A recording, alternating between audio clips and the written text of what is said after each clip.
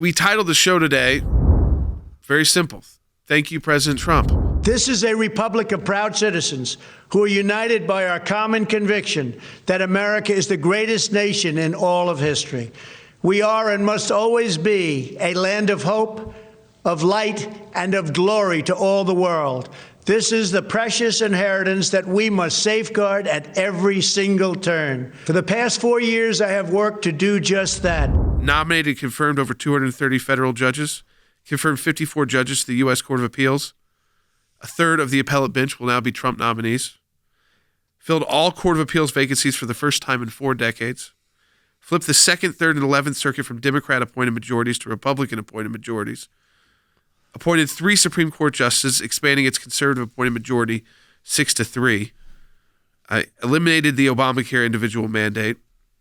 The Dow closed above 20,000 for the first time in 2017, topped 30,000 for the first time in 2020. Tariffs to stop unfair trade practices with China, eliminating the Obamacare individual mandate, lowering drug prices, protecting patients with pre-existing conditions. As Jordan went and said, the federal judges, we don't have vacancies anymore. 3 Supreme Court justices who are conservatives, who read the Constitution literally and as it's written and do not legislate from the bench. 7 million new jobs, an opportunity for African Americans, Hispanic Americans, Asian Americans, Native Americans that has never existed before.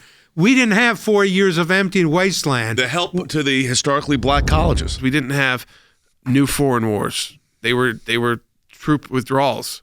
We were taking out Baghdadi strategically. We destroyed ISIS strategically without 50,000 troops having to be deployed. Yep. We took out the head of the Iranian Revolutionary Guard strategically. The progress that has been made in the Middle East under the President Trump is the most progress made in the Middle East in our lifetime when you have these accords. And I'm talking about even when Sadat signed the peace treaty with Israel, with Egypt and Israel, and the Jordanian treaties. Those were great. The Camp David Accords never really came into fruition. But here you have these majority Muslim countries, big countries, powerful countries, joining on the side of signing the Abraham Accords. Now, what's interesting is, do we have the sound from this?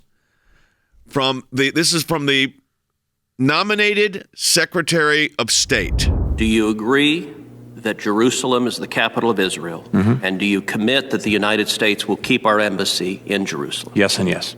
Thank you. So that's Anthony Blinken, and he is saying yes and yes, but both Jerusalem is the capital of Israel, and the embassy will stay there. That will be a lasting legacy of Donald Trump. Yes, because Joe Biden wouldn't have moved that embassy there. No way. And Republicans would either. No other Republican. Mitt Romney wasn't going to do it if he ever got elected. George Bush didn't do it.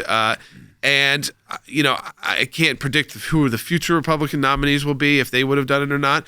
But you had to be bold like President Trump. You had to be the drain the swamp president, and he took so much incoming for that. Now, I'm glad that Anthony Blinken's not listening to John Kerry, who said, but they were wrong. They thought it would cause all of this violence. It caused no violence, and it's led to peace. And they say they hope to build on that peace. That could be the lasting foreign policy legacy of President Trump, is that the peace that he's made is long-lasting.